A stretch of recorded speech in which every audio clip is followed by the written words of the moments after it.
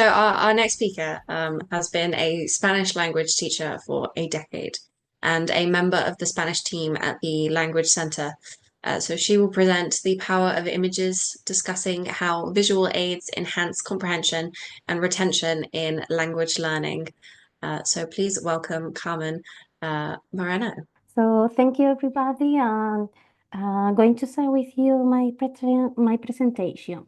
Okay, so my name is Carmen Barreras, and I work in the Warwick University, and I'm a teaching fellow, and I teach Spanish as optional model for a student at the university level. Okay. So maybe some of you will be asking why visual language, no? And well, our students are a new generation of children that who are visually stimulated. Okay, we have the Generation Z, digital native, and they are described as the first tribe of true digital native of screenagers. Okay.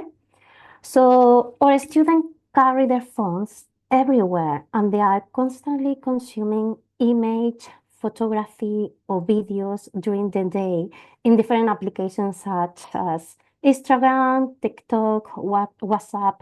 So it's something that we cannot avoid to deny nowadays. Their phones are a part of their bodies, no, I would say, at least for my students. Well, it's normal they have contact with their phones since they were born, okay? So what does this mean that this for us as a teachers? So, well, it means that we need to modify and implement our teaching methods to choose activities that engage our students through visual resources, okay? As Garner mentioned, it's like our students think in pictures, see in pictures, and communicate in pictures, I think. So what are the implications, okay, for a classroom, I will say. For example, here, door material includes image, like books, presentation, interactive activities. I think so, no? And I think the majority of us, we use image nowadays. And I bring here is like two of the image I use nowadays in my Spanish textbooks to just to reflect. No, I think before is like I remember to see before like grammar books without only with text, but nowadays you can even see in grammar books like some image just put in context, some sentences and that. But I wanted to bring you two activities that I use, for example, in my books in Spanish beginners. So in the first one that you have on the left, okay, it just the activity is just say, do you know this person? How is their personalities? So and the student they need to use the sentence. Oh, I think the picture one is a man who is serious, or the picture two, I don't know, is someone is sociable or modern. Okay, I think well, it's all right. The student can use a little bit of things. Okay, and it's a bit open. And I bring you another example here on the right that is just to say like what the how to say Marta likes to do this or Marta likes to do that. They are great picture, it's all right, but it's quite direct, no? It will only allow the student to do just one sentence, no? Saying direct information. So if we just arrive to that point, it's like maybe the question we need to ask is, do this image create an experience of curiosity, connect with the feelings and emotions of our students? Maybe I will just say, maybe I will think, I don't think so, no? And so one thing that maybe that we need in teaching is what is called provocation, no? And using provocation in teaching, especially through visual demonstration and explanation, can transform our classroom into a dynamic learning environment and encourage a student to engage, question, think deeply, which are essential, I will say, skills in today's world. Okay. And as a teacher, it's important to craft this learning experience through fully, okay? Ensuring that it's inclusive, it's stimulating, and it's relevant. And remember that the way maybe you address this provocation can make all the difference in your student educational journey, okay? So this is Ben Newsom who mentioned it, okay? And I wanted to bring here today these a few activities to show you how I change my methods, okay? So this is one image I create with AI, okay? I think it's like, it's a, now today it's like we have quite easy to create the image how we want. And I started to use, and this is, I created this image of a fridge with normally it's like can be familiar, so not the fridge of some people here. And I propose this following activity to my student. Okay, this is the fridge of someone. Can you describe personalities, hobbies? Where is the person from? And then it's like, I think this activity is like it gives more the student more open question or more variety. Maybe one student can say, oh, I think this person is from Australia, or I think maybe this person likes animal, he likes photography, maybe they to play the guitar. So I think it gives more like variety of option to my student just to produce sentences in the language. Okay. And another one I created with AI is this one as well. This is Sam's room. Describe his personality and hobbies, no? So I just say to AI as, oh, can you create an image of a student that likes basketball, guitar, books, and maybe films. So, and maybe it's like that. I give more variety to my student, not only focus just say one sentence. And from my experience, my student, they really like it. It was open questions, all these activities. Okay. I'm not sure, I suppose that a lot of people use Image Creator, but I use Microsoft Image Creator. I think it's easy.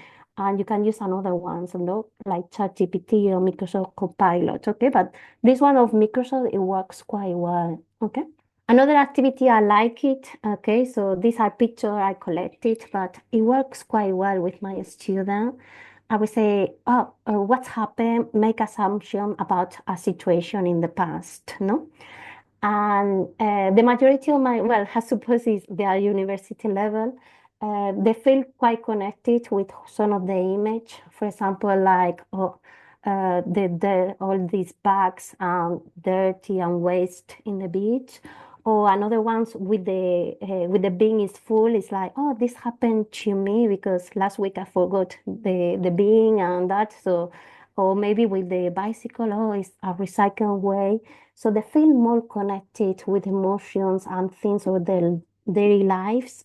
That is something that they create an experience. And I think when they create this feeling and emotions, is more connected the activities in their real lives. Okay.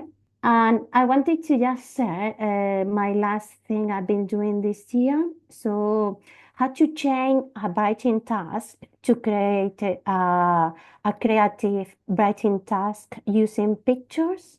Okay, so I have this writing task that my students were using all the time to describe the past.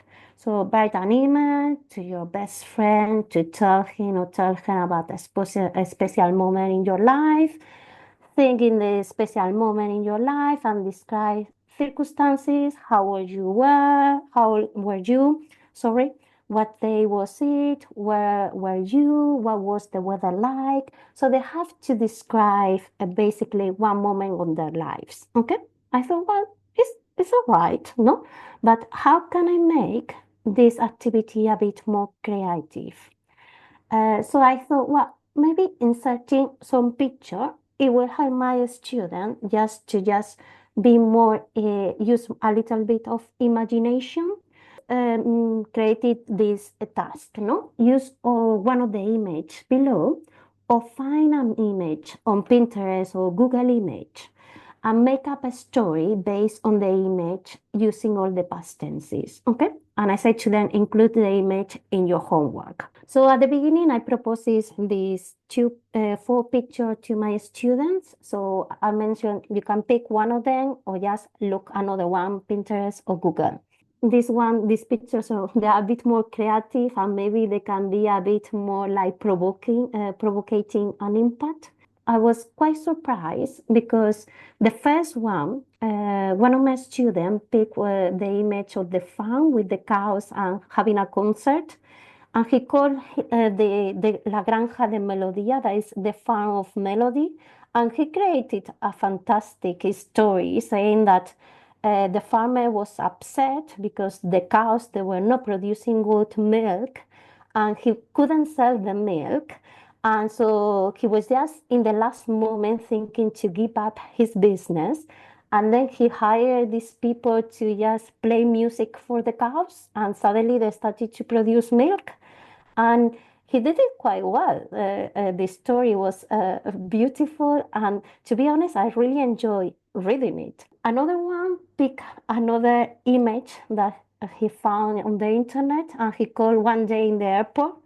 There were all the all the people that were dressing with costumes, and so he was thinking, "Oh, what's happened here in the airport today?" And inside a movie, I'm not sure where I am. And suddenly, it's like he realizes, speaking with another person, that all these people they were going to the Comic Con. Okay, so I found quite funny as well this story, and he used very well past tenses as well.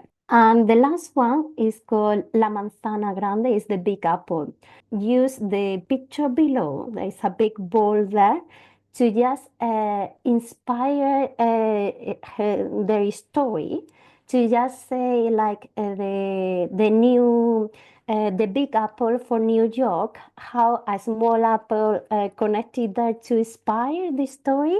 And I think was quite surprising, all this finding. And I report like my students enjoy doing this task. They found creative and they really like it, the process. And I will say like me as a teacher, I really enjoy reading each of the story of my student because from the other task, I always get bored to read all the time the same things like, oh, I went on holidays to this place, I did this, or I went to the beach. It's the typical thing. So creating something a bit different and with image, I think we can create a different experience to our students. I hope that maybe these ideas they can help you maybe and inspire you to create something like this. So thank you so much. If you have any question, I will be happy to answer it. Thank you, Carmen. I don't see anything in the chat room at the moment. Okay. For you. I'll just see if anyone has got any questions. While you have the benefit of Carmen here, could you please put something in the chat within the next couple of minutes? No, I don't see anything there, Okay. Carmen, but thank you very much. Well, thank you for inviting me.